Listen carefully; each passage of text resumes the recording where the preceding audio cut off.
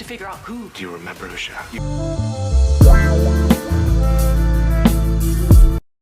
General Hospital upcoming episodes promises a volatile mixture of high-stakes blackmail, medical recoveries, and the potential for a catastrophic frame-up. As the dust settles from recent violence, the residents of Port Charles find themselves navigating a minefield of secrets that could detonate at any moment. From the hospital wings to the local diners, every interaction is laced with hidden agendas and the looming threat of the WSB.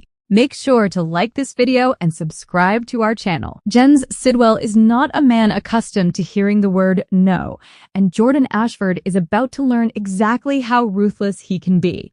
When Jordan fails to fall in line with his demands, Sidwell pivots immediately to cold-blooded extortion. He makes it chillingly clear that disobedience comes with a life-altering price tag. His warning that he would hate for her to lose everything isn't just a threat. It is a promise of total devastation if she doesn't remain a compliant cog in his machine.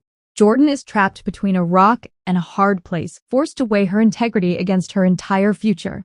At the Ashford residence, Curtis is riding a wave of enthusiasm that Portia Robinson doesn't quite share.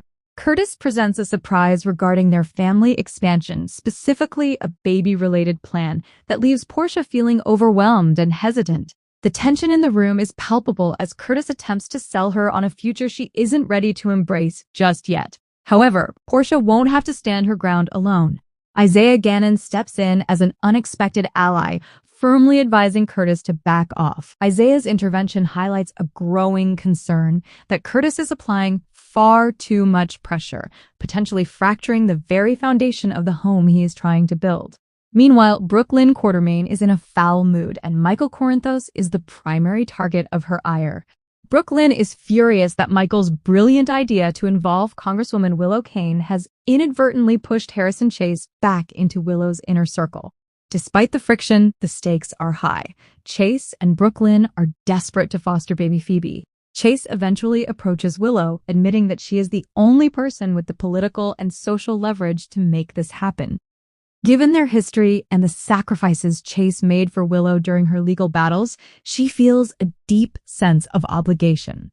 While Brook Lynn loathes the proximity between her partner and his ex, she may have to swallow her pride if it means bringing Phoebe home.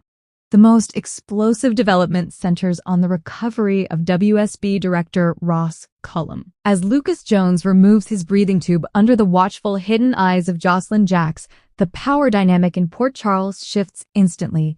Cullum is awake, alert, and being asked the million-dollar question, who shot him? Viewers are aware of the tragic truth. Young Rocco Falconeri fired the weapon to save Jason Morgan and Britt Westbourne. Jason, ever the martyr, took the fall to protect the boy's innocence. However, Cullum is a master of psychological warfare. He knows Jason didn't pull the trigger, but he also knows that keeping Jason behind bars serves his immediate interests.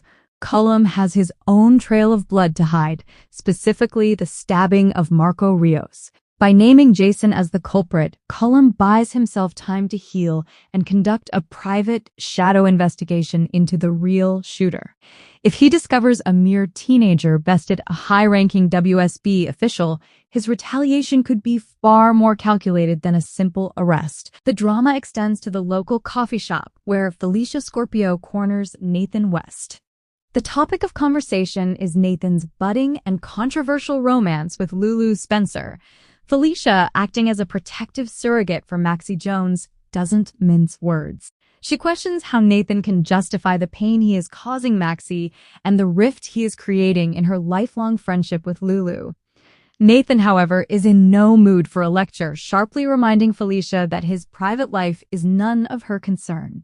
The confrontation is cut short by a cryptic text message on Nathan's phone, a message that suggests Sidwell's reach is expanding or that a new player is entering the fray. As Tuesday unfolds, the web of lies in Port Charles grows tighter. Between Sidwell's blackmail and Cullum's impending testimony, the truth has never been a more dangerous commodity.